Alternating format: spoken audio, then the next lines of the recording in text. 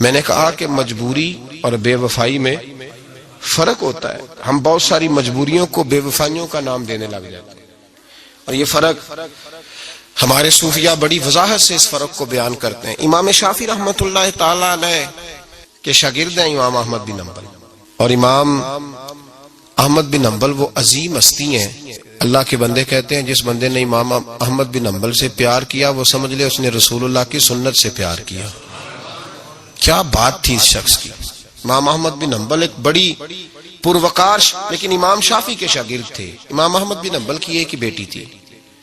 وہ کہتی ہے میں نے اپنے ابا جی کو دو ہی کام کرتے دیکھا، سارا دن رسول اللہ کا دین پڑھاتے اور ساری رات مصلی پہ بیٹھ کے اللہ کی یاد میں اور نبی پاک کے درود و سلام میں مشغول رہتے. لیکن میں نے اپنے باپ کو ہمیشہ ایک کام کرتے دیکھا، دو مشغلے تھے، سارا دن دین پڑھانا، ساری رات عبادت اور حضور صلی اللہ علیہ وسلم پر درود و سلام میں گزارنا. ایک کام میں نے بڑا مستقل دیکھا کہ میرے ابا جی ہمیشہ اپنے استاد امام شافعی کے لیے دعا مانگا کرتے تھے. کوئی بھی نیک عمل کرتے تو ہاتھ اٹھاتے تو پہلے امام شافعی کے لیے دعا مانگتے. وہ بچی چھوٹی سی تھی، ابھی اس کی عمر اتنی نہیں تھی کہ بالغ ہو سکے. تو وہ کہتی ہے میں اکثر سوچا کرتی تھی کہ آخر وہ کتنا بڑا شخص ہے کہ جس کے لیے میرا والد، میں بیٹی ہوں، میرے لیے دعا بعد میں مانگتا ہے، اور ان کے لیے پہلے وہ کتنا بڑا شخص ہے. امام احمد بن حنبل رحمۃ اللہ علیہ بغداد میں رہتے تھے، امام شافعی قاہرہ میں رہتے تھے، اور مہینوں کا سفر تھا، ممکن ہی نہیں تھا آنا جانا، ممکن ہی نہیں تھا. خیر امام ایک وقت ایسا بھی آیا، بیٹی کہتی ہے میری بڑی دعا تھی کہ کبھی میرے ابا جی کا استاد آئے، میں کبھی اس کاریگر کو بھی دیکھوں جس نے اس جیسا ہیرا تراشا ہے.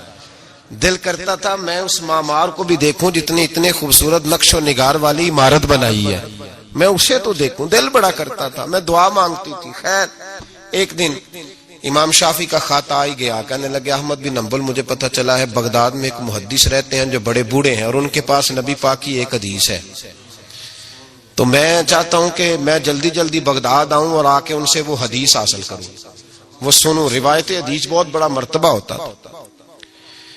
خط آ گیا تو امام احمد بن حنبل تو گویا بات ہی اور طرح کی ہو گئی نا، وہ تو مسئلہ ہی اور طرح کا ہو گیا نا. میں کو جیتے میرا دل بر سونا تے میں کیوں کر اس نو بھاواں ویڑے میرے وڑدا ناہی کئی لکھ وسیلے پاواں. آج جب پتا چلا نا تو حال بدل گیا. وہ تو وجد کرنے لگے امام احمد، بیٹی سے کہنے لگے بیٹی تیاری کر لے، ہر چیز نہیں ہونی چاہیے، میں تیرے ساتھ لگتا ہوں، صفائیاں مل کے کریں گے، آج رانائیاں بکھریں گی. جب وہ آئے گا تو پھر دیکھے گی دنیا کہ کس طرح کسی نے کسی کی عقیدت کی ہے. امام کو خط ملا، ادھر سے امام احمد بن حنبل رحمۃ اللہ تعالی علیہ تیاری کرنے لگے اور امام شافعی چلنے لگے. جب چلے تو مہینوں کا سفر طے کر کے پہنچے.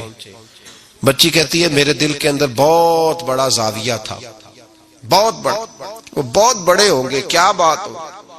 جب وہ تشریف لائے تو کہتی ہے میرے ابا جی جو تھے امام احمد بن حنبل رحمۃ اللہ علیہ وہ ایک چپاتی پوری نہیں کھایا کرتے تھے، آدھی روٹی ایک وقت میں ہوتی تھی اور زیادہ تر روزہ ہوتا تھا. فرماتی ہیں جب ان کے استاد آئے نا تو میں نے 8 روٹیاں پکا کے رکھی احتیاطاً، لیکن استاد صاحب ساری کھا گئے. میرا خیال تھا کہ وہ اگر آدھی کھاتے ہیں تو وہ آدھی سے آدھی کھاتے ہوں گے، وہ ساری روٹی کھا گئے. فرماتے ہیں حد ہو گئی، میرے دل میں خیال تھا کہ میرے ابا جی ساری رات بیدار رہتے ہیں تو ان کے استاد مغرب سے ہی مصلی پہ بیٹھ جائیں گے، ان سے بھی زیادہ پرہیزگار ہوں گے. لیکن میں نے عجیب منظر دیکھا کہ حضرت امام شافعی تشریف لائے، 8 روٹیاں کھائیں، عشاء کی نماز پڑھی اور لیٹ گئے. میرے ابا جی ساری رات نفل پڑھتے رہے، وہ ساری رات آرام کرتے رہے. میں نے تہجد کا پانی رکھ دیا تھا کہ سویرے اٹھیں گے امام شافعی تہجد میں تو وضو کریں گے، کہتے پانی بھی اسی طرح پڑا رہا، وہ کمبل میں رہے.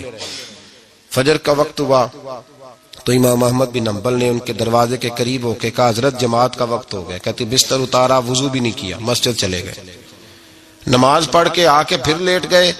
میرے ابا جی اشراق چاش تک پھر مصلی پہ بیٹھے رہے. کہتی ہے میں بڑی بدگمان ہوئی. پھر میں نے 1 منٹ کے لیے اپنے آپ کو سمجھایا کہ تھکے ہوئے تھے اس لیے آج عبادت نہیں کی، کل کریں گے. لیکن اگلا دن آیا تو انہوں نے پھر اسی طرح کھایا، ساری رات پھر اسی طرح رہے.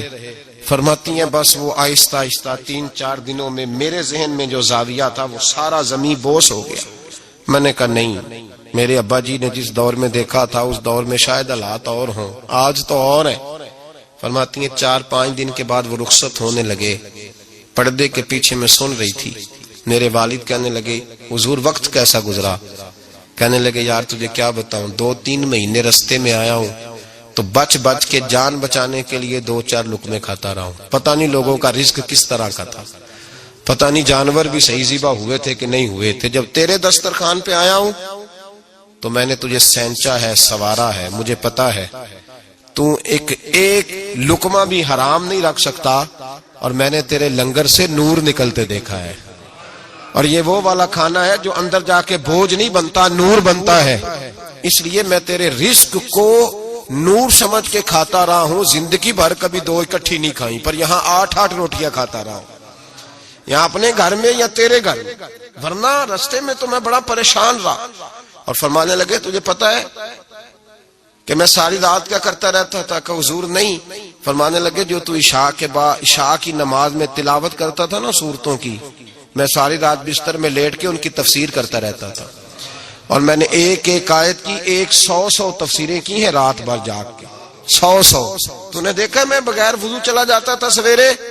کہ حضور ہاں. فرماتے اس لیے کہ میرا وضو ٹوٹتا ہی نہیں تھا، میں ساری رات تفسیری نقطے بیان کرتا رہتا تھا. بیٹی کہتی انہوں نے 2 جملے کہے اور میں رونے لگی.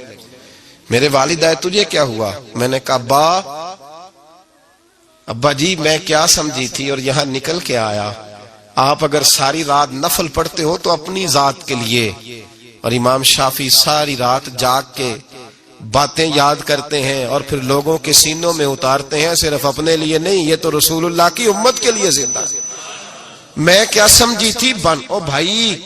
میں نے کہا مجبوری اور بے وفائی میں فرق ہوتا ہے.